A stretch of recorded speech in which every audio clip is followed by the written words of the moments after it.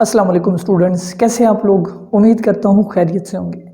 तो काफ़ी अर्से के बाद मैं दोबारा यूट्यूब लेक्चर स्टार्ट करने लगा हूँ और आज मेरा काफ़ी देर के बाद ये पहला लेक्चर है और मैं चैप्टर 17 से शुरू करूँगा, सेकेंड ईयर बायो का चैप्टर नंबर 17 कोऑर्डिनेशन। ये चैप्टर इंतहाई अहम चैप्टर है। बहुत सारे स्टूडेंट्स ने मुझसे कमेंट्स में या फिर मैसेज पे रिक्वेस्ट की थी कि सर चैप्टर 17 के लेक्चर ज़रूर दें। तो भाई देखें, ये एक अहम चैप्टर है क्योंकि इस चैप्टर में से एक तो लॉन्ग क्वेश्चन आना है और लॉन्ग क्वेश्चन का पेयर किससे होना है, 24+17 चैप्टर। ठीक है, 24 के लेक्चर में पहले ही दे चुका हूँ, मेरे चैनल पे प्लेलिस्ट बनी हुई है। 17 की अब स्टार्ट करने लगा हूँ। बाकी इस चैप्टर की बात करें तो इस चैप्टर में से भाई 3 शॉर्ट क्वेश्चन है बोर्ड के पेपर में 6 नंबर के, एक लॉन्ग क्वेश्चन हो गया 4 नंबर का और 2 MCQs जो कि मस्ट होते हैं, करने होते हैं वो 2 नंबर के। वो तो टोटल देखिए 12 नंबर का पेपर है। तो इसलिए बड़ा, और ये बड़ा कॉन्सेप्चुअल चैप्टर है, मज़ा आता है ये पढ़ने का अगर इंसान को समझ आए तो। और ये आप पूरी प्लेलिस्ट इंशाल्लाह इसकी सुनेंगे तो आपका ये चैप्टर फेवरेट बन जाएगा। जब आपको आता हो तो ऑटोमेटिकली आपको फिर अच्छा भी लगेगा इसको पढ़ने में। तो कोऑर्डिनेशन है क्या चीज़। अब लफ्जी मतलब की बात करें तो कोऑर्डिनेशन का लफ्जी मतलब होता है राबता या रबत कह ले, कम्युनिकेशन कह ले। कम्युनिकेशन क्या होता है, देखिए हमारे बॉडी के डिफरेंट हिस्सों में कम्युनिकेशन है। एक सिंपल एग्जांपल देता हूँ। फॉर एग्जांपल एक बैट्समैन, आजकल PSL चल रहा है तो एक बैट्समैन क्रिकेट खेल रहा है, विकेट पे खड़ा हुआ है बल्ला लेके, उधर से एक बॉलर ने गेंद फेंकी, अब वो बॉल उसकी तरफ आ रहा है। अब देखिए कौन उस बॉल को देख रहा है, उसकी आइज़ उसको डिटेक्ट कर रही है बॉल को और उसके दिमाग को पोजीशन बता रही है कि बॉल अब इतना करीब है, अब इतना करीब है, अब इतना करीब। लेकिन मसला यह है कि बॉल खुद शॉट नहीं मार सकती, बल्ला नहीं घुमा सकती। बल्ला किसने घुमाना है, उसके हाथों ने, उसके बाजुओं ने। अब आंखें उसके दिमाग को बता रही है पोजीशन उस बॉल की। दिमाग क्या कर रहा है, दिमाग आगे पोजीशन के अकॉर्डिंग उसके मसल्स को पैगाम भेजेगा उसके हाथों को। जब उस बॉल उसके करीब आएगी तो फिर उसके हाथ मूव करेंगे और वो शॉट लगाएगा। आंखें खुद शॉट नहीं लगा सकती थी। ये कम्युनिकेशन थी, यानी आंखों में और हाथों में कैसे राब्ता हुआ। राब्ता किसने करवाया, बेसिकली ब्रेन ने करवाया। ठीक है, दूसरी एग्जांपल सुनिए। आप गेम खेल रहे हैं, सबवे सर पर खेल रही है, आपके सामने ट्रेन खड़ी हुई है, जो आपका करेक्टर वो भागता हुआ जा रहा है।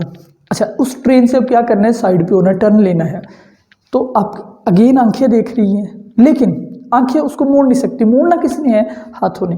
तो आंखों ने देखा, दिमाग को बताया, दिमाग ने करेक्टर को मोड़ दिया। ये दूसरी एग्जांपल है। तीसरी इससे सिंपल एग्जांपल देता हूँ। आप बहुत दौड़ लगाए, तेज दौड़ लगाए, फिर दौड़ लगा के रुक जाए।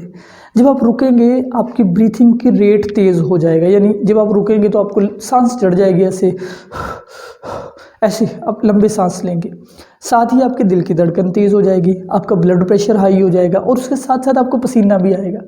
देखिए काम दौड़ने का किसने किया, आपकी टांगों ने। लेकिन आपके बाकी के बॉडी पार्ट्स को वक्त पड़ गया। क्यों पड़ गया, वजह सुनिए। क्योंकि बॉडी में कोऑर्डिनेशन है, हमारी बॉडी 1 यूनिट है। ये नहीं होता कि फेफड़े अलग काम करे, दिल अलग काम करे, नहीं, सारे ऑर्गन जिस्म की ज़रूरत के मुताबिक काम करते हैं। इसी को कोऑर्डिनेशन कहते हैं। अब वजह यह थी कि जब आपकी लेग्स ने ज़्यादा काम किया, उन्होंने एनर्जी खर्च की, उनको ज़्यादा एनर्जी चाहिए, उनको और खुराक चाहिए, उनको ऑक्सीजन और चाहिए। तो ऑक्सीजन किसने देनी है, फेफड़ों ने। फेफड़े तेज़ हो गए ताकि उनको ऑक्सीजन दे। अच्छा, उसके साथ साथ मसल्स काम करने के दौरान हीट पैदा करती है। जब बॉडी में हीट बढ़ी तो पसीना आएगा, क्योंकि पसीने से कूलिंग पैदा होनी है। ये दूसरी वजह। अब दिल की धड़कन क्यों तेज़ हुई, क्योंकि दिल ने खुराक भेजनी है, दिल ने ब्लड भेजना है, उस ब्लड में ही ऑक्सीजन जानी है, उस ब्लड में खुराक जानी है। तो इसलिए दिल की धड़कन भी तेज़ हुई ताकि मसल्स को उसके ज़रूरत की चीज़ें मिल सके और बॉडी में जो चीज़ें ज़्यादा जमा हो रही है उनको निकाला जाए। ये कोऑर्डिनेशन है। अच्छा, कोऑर्डिनेशन एक जानदार की बुनियादी ज़रूरत है। इसकी बात करें तो कोऑर्डिनेशन का कॉन्सेप्ट एंड नीड, ये हमारा पहला टॉपिक है। ये मस्ट है एक जानदार के लिए। मस्ट बोले तो लाजमी है, मतलब इसके बगैर ज़िंदगी मुमकिन ही नहीं है। कोऑर्डिनेशन हायर एनिमल में भी होती है, लोअर एनिमल में, इवन बैक्टीरिया में भी होती है। Like bacteria, for example bacteria ने खुराक खानी है, कैसे खाएगा, कोऑर्डिनेशन से खाएगा। भाई उसने फूड को निगलना है, फूड उससे टच हुई, अब उसने एनगल्फ करना है, कोऑर्डिनेशन नहीं होगी, वो कैसे एनगल्फ करेगा। बैक्टीरिया लाइट की तरफ मूव करेगा, कोऑर्डिनेशन से करेगा। यूग्लिना लाइट की तरफ मूव करेगा क्योंकि उसमें कोऑर्डिनेशन है। तो कोऑर्डिनेशन ज़िंदगी की एक बेसिक शर्त है, एवोल्यूशन के दौरान ये भी इवॉल्व हुई है। हायर एनिमल में हायर कोऑर्डिनेशन, लोअर एनिमल में लोअर कोऑर्डिनेशन, जिसकी जितनी कोऑर्डिनेशन बेहतर उतना डेवलप्ड एनिमल्स। अच्छा, कोऑर्डिनेशन वर्किंग टुगेदर यानी मिल के काम करना of different body parts of organism to produce a specific response, ताकि वो क्या दे सके, एक रिस्पॉन्स दे सके अगेंस्ट स्पेसिफिक स्टिमुलाई, किसी खास स्टिमुलाई के जवाब में। अच्छा भी कोऑर्डिनेशन के ये मैंने 5 स्टेप्स लिखे हैं, ये एफएससी की बुक में तो नहीं है लेकिन हम इसको पढ़ेंगे ताकि हमें पूरा चैप्टर अच्छे से समझ आए। पहले नंबर पे स्टिमुलस क्या होता है।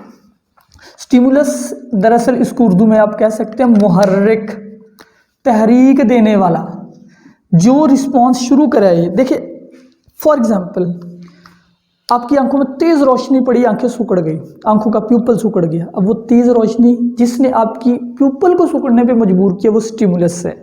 स्टिमुलस वो चीज़ जो शुरू करवाए आपके कोऑर्डिनेशन को।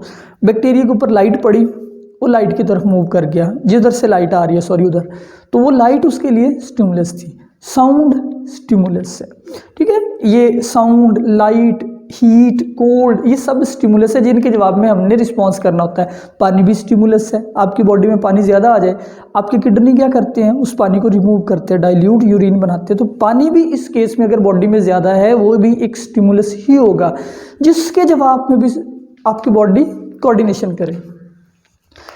अच्छा, मुहर्रिक यानी तहरीक देने वाला। फिर रिसेप्टर, रिसीव करने वाला यानी वसूल कनिंदा इसको उर्दू में कह ले, जो डिटेक्ट करता है, या डिटेक्टर कह ले। इसने स्टिमुलस को डिटेक्ट करना है, किसको पैगाम देना है, कोऑर्डिनेटर को। ये है आपका चीफ मेन, जो कि कोऑर्डिनेटर यानी कि राब्ताकार, इसको मैं कह देता हूँ। ये राब्ता पैदा करवाता है किन में, रिसेप्टर में और इफेक्टर में। Now what is effector, action दिखाने वाला या असर दिखाने वाला। जैसे मैं एग्जांपल दे रहा था कि क्रिकेट खेल रहे हैं तो मसल्स ने आपके बाजू को हिलाना है और बल्ला घूमना है। अच्छा, जो बल्ला आपने घुमाया है वो आपका रिस्पॉन्स है, और ये जो मसल है ये इफेक्टर है, वो ऑर्गन जो रिस्पॉन्स देता है। आंखों का प्यूपल सिकुड़ा, प्यूपल क्या हुआ, वो एक इफेक्टर हुआ। तो दरअसल कोऑर्डिनेशन के दौरान इस रिसेप्टर और इफेक्टर में दोनों में कम्युनिकेट करना होता है, और ये ब्रेन या स्पाइनल कॉर्ड यानी कोऑर्डिनेटर करवाता है। अब स्टिमुलस की पहली definition, stimulus is actually a change. ये इंटरनल भी हो सकती है, ये एक्सटर्नल भी। इंटरनल बोले तो जानदार की बॉडी के अंदर भी स्टिमुलस हो सकता है, बॉडी के बाहर भी। अच्छा, अंदर क्या स्टिमुलस हो सकता है, फॉर एग्जांपल पानी का लेवल बढ़ गया, उस पानी को कम करना है, इंटरनल स्टिमुलस है। ग्लूकोज लेवल बढ़ा है, कैल्शियम बढ़ गया है बॉडी में, ये सारे इंटरनल स्टिमुलस है। इनके जवाब में भी जानदार रिस्पॉन्स करते हैं। एक्सटर्नल भी हो सकता है, बाहर से हीट पड़ रही है, बाहर कोल्ड है, सर्दी है, आपने जैकेट पहन ली है, आपने रिस्पॉन्स दिया है, ठीक है। तो ये सब एटॉमिक लेवल पे भी हो सकता है, एटॉमिक लेवल पे, मॉलिक्यूलर लेवल पे या ऑर्गेनिज्मिक लेवल पे। एग्जांपल देता हूँ, सब एटॉमिक लेवल पे क्या है। फॉर एग्जांपल ये एक सेल है, इस सेल में इलेक्ट्रॉन बढ़ गए, ठीक है, ये एक सब एटॉमिक स्टिमुलस है, सब एटॉमिक लेवल पे आया है। अब क्या होगा, अब ये सेल रिस्पॉन्ड करेगा, उन चार्जेस को ख़त्म करेगा। एटॉमिक लेवल के ऊपर भी रिस्पॉन्स हो, स्टिमुलस हो सकता है। बॉडी के अंदर कोई खास आयन बढ़ गया, कोई एटम बढ़ गया। मॉलिक्यूलर लेवल पे भी हो सकता है, ये तो बड़े मज़े का है। जैसे फॉर एग्जांपल आपकी बॉडी में ग्लूकोज का लेवल बढ़ा, अब ग्लूकोज एक मॉलिक्यूल है, बॉडी में बढ़ा, तो ये क्या हुआ, स्टिमुलस हुआ, इसको कम कर देना है अब, यानी नॉर्मल करना है एक्चुअली। ऑर्गेनिज्मिक लेवल पे भी स्टिमुलस हो सकता है। अच्छा, स्टिमुलस के जवाब में मस्ट बी कोऑर्डिनेटेड एक्टिविटी, जो एक्टिविटी दिखानी है वो बड़ी कोऑर्डिनेटेड होनी चाहिए, उसमें प्रभुत्व होना चाहिए, राब्ता होना चाहिए। मस्ट बी इंटीग्रेशन, इंटीग्रेशन जोड़ने को कहते हैं, हमारे मुख्तलिफ ऑर्गन को एक दूसरे से जोड़ना है, कम्युनिकेट करना है, और इसके नतीजे में भाई बनते हैं बिहेवियर्स। ये हमारा इस चैप्टर का लास्ट टॉपिक होगा, लेकिन अभी मैं इसकी डेफिनेशन बताता जाऊँ। बिहेवियर से मुराद होता है sum of all actions of organism. आप जितनी भी एक्टिविटीज़ शो करते हैं उन सबको बिहेवियर कहते हैं, सारी एक्टिविटीज़ कलेक्टिवली। जैसे सोना हमारा एक बिहेवियर है, बोलना हमारा एक बिहेवियर है, बॉडी के अंदर ग्लूकोज कंट्रोल करना बिहेवियर है। दूसरी चीज़ रिसेप्टर, रिसीविंग ऑर्गन, रिसीव करते हैं स्टिमुलस को, जैसे कि आपकी आइज़ लाइट रिसेप्टर है, स्किन हीट रिसेप्टर है, कोल्ड रिसेप्टर है, टच रिसेप्टर है, पेन रिसेप्टर है। अच्छा, कान साउंड रिसेप्टर है। रिसेप्टर ने पैगाम दे देना है कोऑर्डिनेटर को, इसने प्रोड्यूस करना है coordination between receptor and effector, यानी इसने कम्युनिकेट करना है बॉडी में। ये कंट्रोल सेंटर है, इसलिए मैं इसको कह देता हूँ कि ये आपकी बॉडी का दरअसल कंट्रोल सेंटर है। इफेक्टर क्या करता है? रिस्पॉन्स देता है। Gives response when receive message from coordinator, जब इसको कोऑर्डिनेटर ने पैगाम दिया इसने फिर रिस्पॉन्स देना है। रिस्पॉन्स क्या होता है? Action produced by effector. आंखों का सुकड़ना रिस्पॉन्स है, सूरजमुखी के फूल का सूरज की तरफ टर्न होना रिस्पॉन्स है, बल्ला घुमाना रिस्पॉन्स है, और मेरा बोलना भी रिस्पॉन्स है। जैसे मेरे दिमाग में जो कुछ आ रहा है मैं उसको अल्फाज की सूरत में बोल रहा हूँ, तो ये जो मेरी आवाज़ है ये मेरा रिस्पॉन्स है, और ये जो मेरी ज़ुबान आवाज़ पैदा कर रही है या वोकल कॉर्ड, वो मेरे इफेक्टर है। अच्छा भाई, आगे है यूनिसेलुलर जानदार क्या करते हैं? एक सेल वाले जानदार, coordination for unicellular processes, cellular process, उनमें जितने भी सेलुलर प्रोसेस होते हैं उनमें रब्बत होता है, उसमें राब्ता होता है। फॉर एग्जांपल, एक बैक्टीरिया, ये एक बैक्टीरिया है, इसने डिवाइड करना है, ठीक है। अगर कंडीशन फेवरेबल है, इसके अंदर की कंडीशन इसको इजाज़त दे रही है, तब ये अपने डीएनए को डबल करेगा, तब ये अपनी सेल वॉल को पिंच करेगा और डिवाइड होगा। अदरवाइज ये बैक्टीरिया डिवाइड नहीं होगा। तो ये इसकी एक सेलुलर एक्टिविटी है, तब शो करेगा जब इसको फेवरेबल स्टिमुलस मिलेंगे, जब इसको लगेगा कि अब मुझे डिवाइड होना चाहिए, अदरवाइज ये क्या करेगा? डोरमेंट हो जाएगा। तो जानदार जो है वो रिस्पॉन्स करते हैं, यूनिसेलुलर भी, लेकिन हाँ याद रखें इनमें नर्वस सिस्टम नहीं है, इनमें सिर्फ कुछ केमिकल्स होते हैं, इनमें कुछ हार्मोन्स होते हैं, वही इनको कोऑर्डिनेशन करवाते हैं। तो कोऑर्डिनेशन फॉर सेलुलर प्रोसेसेस ये रिस्पॉन्ड करते हैं टेम्परेचर के जवाब में, लाइट के जवाब में, हीट के जवाब में, कोल्ड और इवन इलेक्ट्रिक करंट के जवाब में। एक सिंपल सी एग्जांपल देता हूँ कि एक यूग्लिना यहाँ पे बैठा हुआ है, ठीक है। यूग्लिना एक दरअसल दरअसल ऐसा जानदार है जो कि आजकल एलजी में जिनको रखा जाता है। अच्छा, इधर से लाइट पड़ रही है, अब यूग्लिना ने फोटोसिंथेसिस करनी है, ये लाइट की तरफ मूव कर जाएगा। ज़ाहिरी बात है ये कोऑर्डिनेशन है, राब्ता है, स्टिमुलस के जवाब में उसने वो वाली चीज़ दिखाई है जिससे उसको फ़ायदा पहुंचना है।